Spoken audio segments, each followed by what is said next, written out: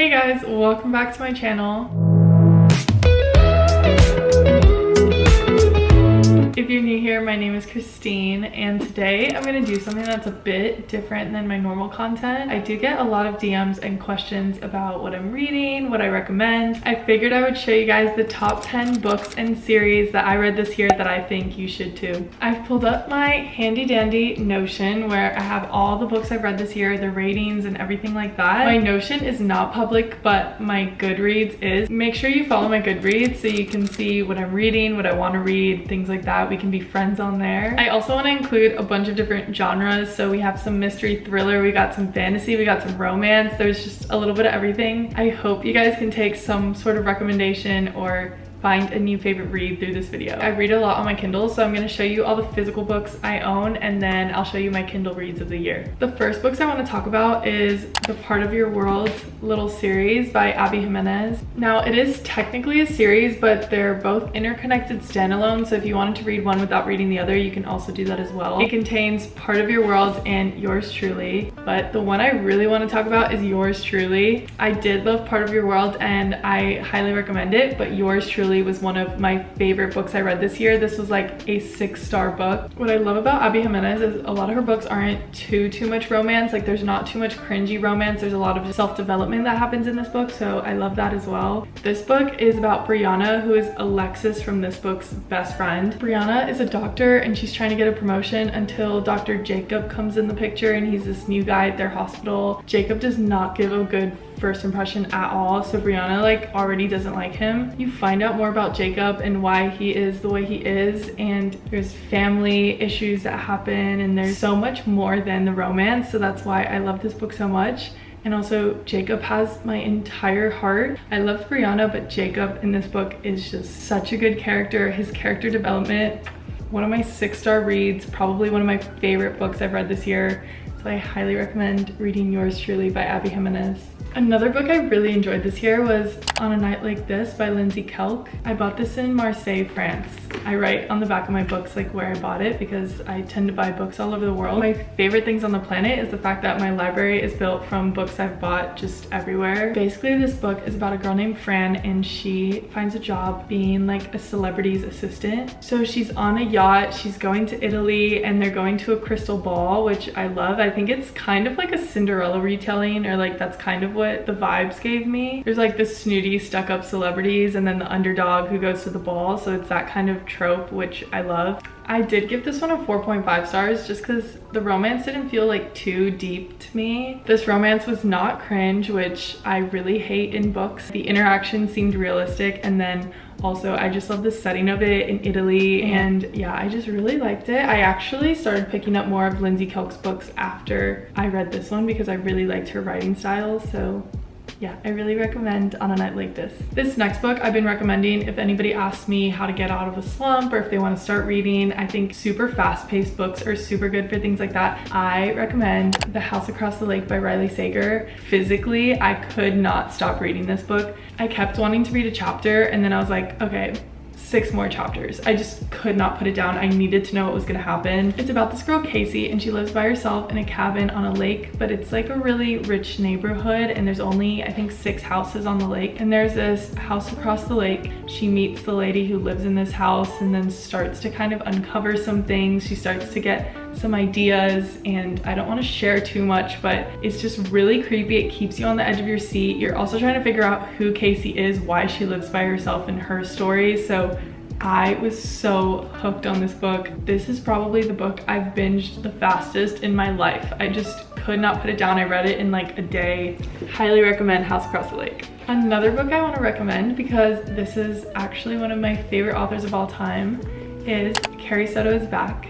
I've read all of Taylor Jenkins Reid's backlist. I've read every single book she's ever written, and I would read her grocery list. I just love Taylor Jenkins Reid and her writing so much. But this is the only book I read this year because it came out this year. It was KSTOs Back. But I honestly did not think I was gonna like it as much as I did her other books. If you know anything about Taylor Jenkins Reid's books, a lot of them connect and they have certain characters that are in all the stories. Carrie Soto is like a mini character in Malibu Rising, and so on and so forth. You find little characters in here that are in her other books, and I love that about Taylor Jenkins Reid's writing. It's about a tennis player named Carrie Soto. I really don't know that much about tennis. I did play tennis when I was younger, but like never competed or anything like that. And this book made me want to train for the US Open. I started watching tennis on TV. Like, I was so encaptured by this entire story. The pro and con about Taylor Jenkins Reid's writing and her characters is that you read this like all the characters exist in real life, and it's so frustrating that they don't. Like, I want to see Carrie Soto play tennis. I'm so frustrated that she's a fictional character, and I rated this one a 5-star because I loved reading it, and I was so surprised that I was gonna like it this much. So I really recommend this book. This next series, I just physically cannot make this video without speaking about my favorite series in the world, which is the Magnolia Parks universe.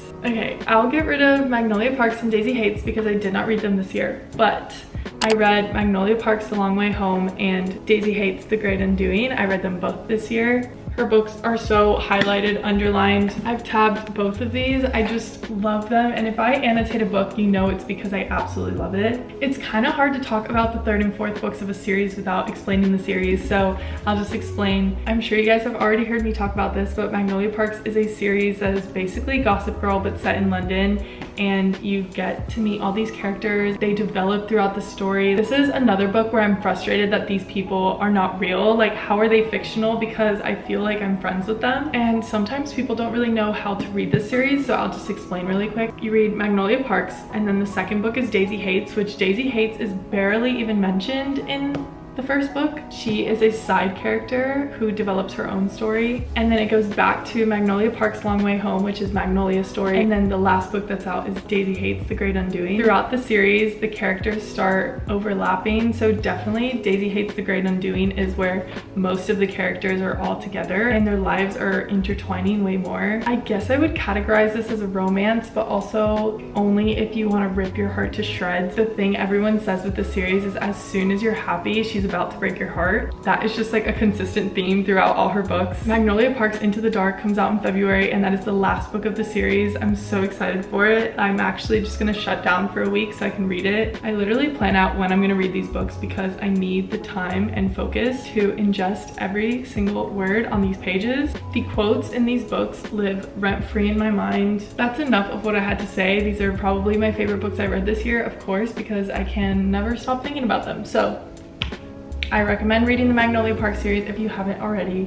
I should also mention that you either love or hate this book. This is either your Roman Empire or you literally hate it and can't stand the characters. So I respect whatever you think. I just think if you love it, it's because you relate to them and you relate to the characters and how they're feeling. I feel that about every book. If you have some sort of connection and relate to the characters, then you just love it 10 times more. And I feel like a lot of people relate to this series, and that's why it's so popular and well known. I'm one of the people who would consider this my Roman Empire, and I'm not upset about it. Another book I would love to recommend is Once Upon a Broken Heart. This book is the first of a trilogy, and I actually have the second book. I just haven't read it yet. It's on my immediate TBR. I'm gonna read it very, very soon because I really enjoyed the first book. Also, can you tell I travel because this is the US cover and this is the UK cover, so that's how all my series are. They're all over the place, but I kind of love that. I kind of love that they're all from different places. This is also a spin-off from the Caraval series, which I read the first book of Caraval and I didn't really enjoy it that much, but I loved this one, so not sure. I know you don't have to read the Caraval series if you want to read this, but it helps, I guess. But I did go straight into this, and I heard that you don't have to read the Caraval trilogy. This book is about Evangeline, and she is like a hopeless romantic. She meets Jax, who definitely pushes her out of her comfort zone. He loves to push the rules. What I loved about this book was the atmosphere. It was very fairy tale. I thought it felt like pink, cozy sparkles. I don't know, that's just how I would describe this book. It's technically a fantasy romance, but it's not like the kind of hard fantasy. Like, if you want to start getting into fantasy, I would say reading something like this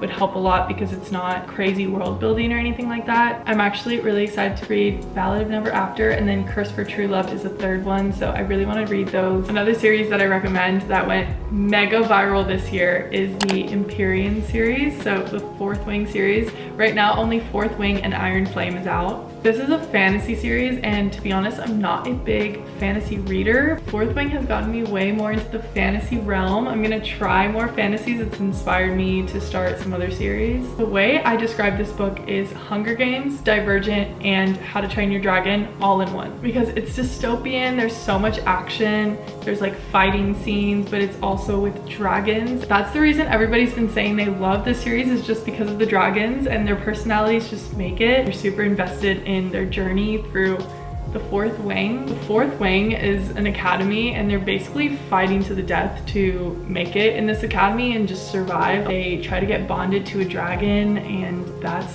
kind of the premise of the book. That's why it reminds me a lot of the Hunger Games and Divergent, and just like fighting to the death and like trying to make it in these action scenes and stuff like that. So if you really like that, then I would recommend reading Fourth Wing. Right now I'm reading Iron Flame, which I'm halfway through. This book is over 600 pages and it's just really hard. So I've been making it through really slowly. For a non-fantasy expert like me, some of the words are kind of confusing and sometimes I don't know what's going on, but just hang in there and keep reading. You start understanding, but you just have to push through just a little bit of the world building and the politics, because that part is the most difficult for me in fantasy series.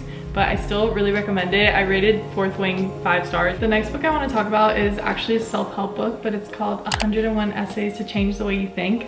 I think this is a book that everyone should read at some phase in their life. I literally tabbed this entire thing. I separated it by color. I made so many notes in it. I really enjoyed this book. It actually took me several months to read, because it was one of those books where I would just pick it up every once in a while and read a few chapters here and there. I think that's the best way to read it, because I feel like if you read it fast and binge it, then you don't fully absorb all the information that she's telling you. This book is by Brianna Wiest, and I love her writing. I've read several books by her. It just gives so much advice for so many aspects of life. I think this is also a book you could read at any age. You could be 15 or you could be 85 and you would still get something different out of this book. I would love to read this later on in my life and then just see how my perspective has changed, how much my life has changed. And since this took me a few months to read, my life changed so much between the time that I read it. So I really recommend it. I think this book is super introspective and it makes you think a lot about who you are, and especially in the phase of life I'm in my early 20s. If you ever just wanted to invest in yourself mentally, I think you should read this book or any of her books. The next book I'm going to talk about I read on my Kindle, and I'm hoping that they come out with a paperback soon, because I don't like hardbacks and they only have the hardback out. Besides all that, it is Divine Rivals by Rebecca Ross. This is also kind of like a fantasy romance. It's not the most difficult fantasy world to learn, but it was super cute and fun. I was kicking my feet and giggling at this book. This book is about Iris and Roman, and they are both rival news journalists. The fantasy element comes in where Iris sort of finds out that she can magically send letters and receive letters from someone, and she's figuring out who these letters are from. She's learned about her family history and where she's from, and of course the romance kind of develops with the letters, and I don't want to share too much, but I am just so excited for the second book to come out now in December. I could be wrong, but I think it was a young adult book. It just kind of felt like that, but it didn't feel too immature. I loved the atmosphere of this book. I just really recommend it, and it's not super hard to understand, which I was kind of worried about, but I heard so many people raving about it that I did want to read it, and I rated it 5 stars. And the last book I want to talk about is one that I really have not seen anywhere, so that's why I want to talk about it, because I really enjoyed it. It's called Heartbreak House Share. So Heartbreak House Share is about this girl, her name's Flick, and she goes through a breakup, and with the breakup she has to move out of her boyfriend's place, so she moves in with these other girls, and they're all going through different phases of life. So it's kind of like a coming of age book. I think that if you're in your 20s, you should definitely read this, because this book is just showing how Flick kind of becomes her own. The roommates and her make a list that she has to go through while she's going through the breakup. So instead of moping, she's like going out and doing things, dyeing her hair, and just like doing fun things. I think it's super cute, and it explains kind of the value of the friendships around you, especially at this age. I never hear people talk about it, and I rated it very highly. I think I rated it 4.75, only because I wanted even more of the friends and her going through the list. But overall, I loved the book, and I definitely recommend it. Now that is all for today's video. I know it's a little different than the normal content I post. I just love to post things that I am passionate about and I love reading. So I hope you enjoyed me talking about some of my favorite books that I've read this year in 2023. I'm so excited to see what new books I love in 2024. If you enjoyed this video, make sure you like, comment, and subscribe. Click that bell so you're notified every time I make a post. Follow my Instagram so you don't miss out on where I am in the world. And wherever you are in the world, I hope you're having the very best day. See you soon.